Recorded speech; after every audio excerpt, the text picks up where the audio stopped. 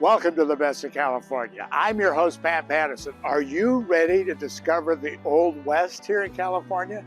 Well, I was surprised at how much is still all around us. Like this building. It's got a direct connection to Wyatt Earp and his brothers when they literally invaded California. I'm Pat Pattison, and I love California.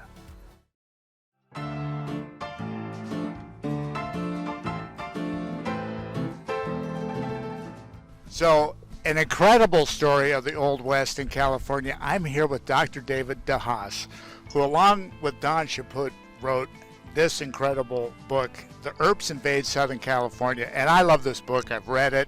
And David, remind viewers who Wyatt Earp is. Okay. Well, Wyatt Earp was probably the most famous marshal of the Old West, mainly known in Dodge City. He was the marshal in the old cow towns. And it's Gunfight at the OK Corral. Right? Gunfight at the OK Corral. And Tombstone is where he really, his legend really exploded.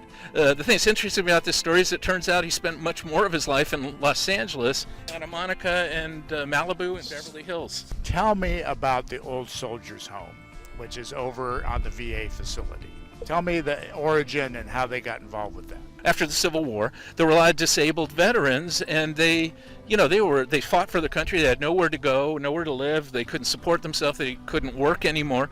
So there was a need for homes for these people. And the first home was in 1866, after the Civil War, built in Togus, Maine. 1888-ish, the Soldiers' Home was built on land that was pretty much donated by John Percival Jones and Robert Baker. And Arcadia Bandini de Baker, a very famous person, she's known as the godmother of Santa Monica. There's a statue of her at Palisade Parks to this day overlooking the pier there. So when did the Earp show up at the, who was the first Earp to show up at the Old Soldiers' Home? We'll skip ahead a little bit. About 1901, the first decade of the 20th century is when everything started to happen. The Earps spent nearly a decade in L.A., and it's funny, if you look at every other book on Wyatt, they don't even mention it. And this was like their biggest part of their life together, not even mentioned in there's hundreds of biographies on Wyatt, and rarely a mention. Wyatt Earp in November of 1901 is documented being in L.A. at the, I think, the Hollenbeck Hotel. And then in June of 1902, Allie Earp, all of a sudden is documented moving from, Virgil's in Prescott at the time. Allie Earp, his wife, comes out to L.A., and that same month, the father, Nicholas Earp, moves into the Old Soldiers' Home. Then, early in 1903, Virgil is there too. So all of a sudden, all the brothers, the whole family's there. Adelia Earp, the sister who lived in San Bernardino, is nearby, and they're all documented showing up in LA. And end of 1901, early 1902, stuff starts to happen. Just like any family. My family came out of Oklahoma, one half, the other half came out of Virginia. And then other people start sending letters back east saying, hey, it was pretty nice out here. And people start moving. So tell me a little bit about, just in terms of the Old Soldiers' Home, what was, because I know you mentioned in the book a lot of the kind of the scandals that were happening with people and the pensions and whatnot. Explain a little of that to us. One little step is that Sawtell, as soon as the Soldier Home opened, there needed, all of a sudden now these guys started selling land around the Soldiers' Home, so the families, the soldiers were there, but their families wanted to be nearby too. So they started selling Sawtell. The city of Sawtell developed right next to the Soldiers' Home, and that was 4th Street, and that's on the cover of our book. This 4th Street is the famous blind pig where all the illegal stuff was going on. Explain what a blind pig is. Okay, all right. So a law was passed in 1895. Robert Bulla in L.A. passed a law you couldn't sell liquor within a mile and a half of the Soldiers' Home.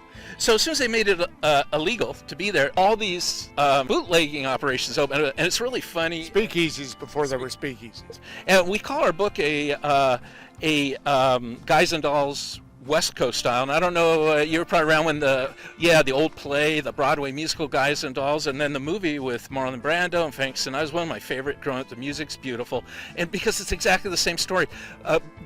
Sky Masterson, played by Marlon Brando in the movie, was patterned after Bat Masterson, Wyatt Earp's good friend and marshal of the Old West. And there was one story we tell in the book about a barbershop where the guy was a barbershop, and but the minute the police weren't around, they had alcohol in the coffee pot. So everybody, they weren't coming for haircuts. As soon as the cops were gone, they were drinking coffee from the coffee pot. Everybody there. The gambling tables flipping over. Yeah, and then another funny story in the book that we go into is a guy who used to ride around town on a bicycle, and when the police were around, he'd just ride on the bike. When he ran into one of the old soldiers on the street, they would put an order in for him, and he would ride his bike down to Santa Monica, where alcohol sales were legal, and pick up alcohol, and then he'd come back and deliver, when the police weren't looking, drive all around town delivering everybody their drinks. But at the time, 22 years ago, I had no idea how deep this was.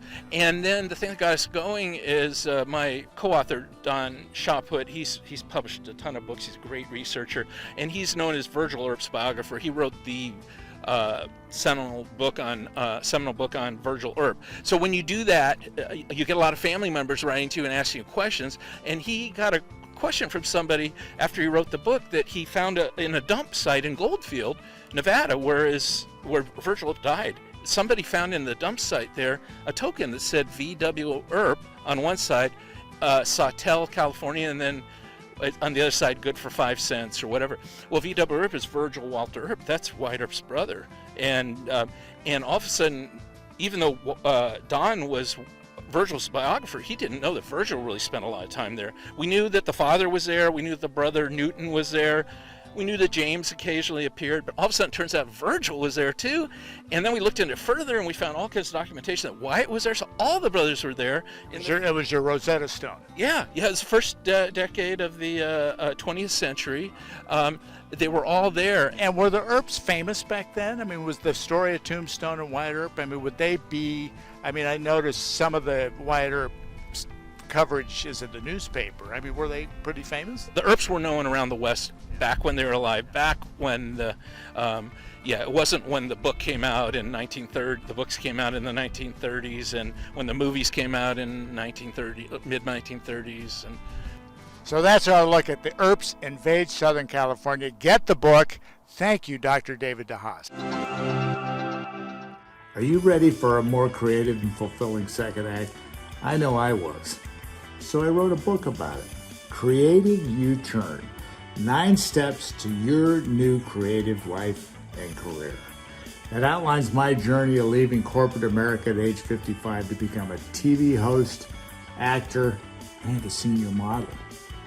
It's an easy-to-follow plan that can get you where you want to go. Creative U-Turn. It's available on Amazon, Barnes & Noble, Balboa Press, and other places. Or go to my website, patpattison.net, and sign up for our free monthly workshops based on the book. So join me. Make your creative U-turn now. Order your book today and join Pat Pattison by registering at patpattison.net for his free monthly workshop.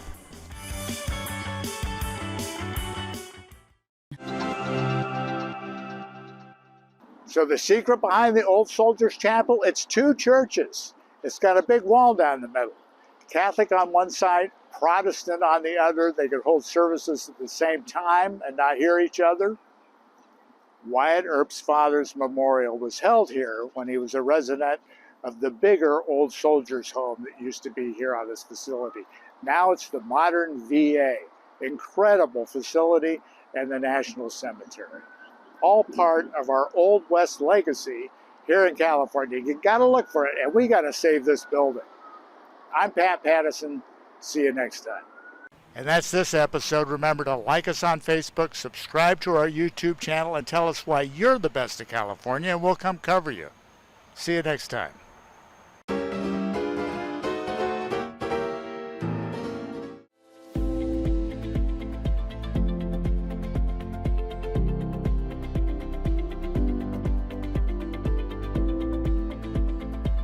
Wasn't that an incredible adventure around the Golden State? Keep watching for more episodes of Pat Pattison's Best of California. We visit unique food hotspots, restaurants, and shopping places. I'll visit California's natural wonders, recommend spectacular camping, hiking, surfing, and kayaking spots, as well as local, state, and national parks. So join us on our next adventure of Pat Pattison's Best of California.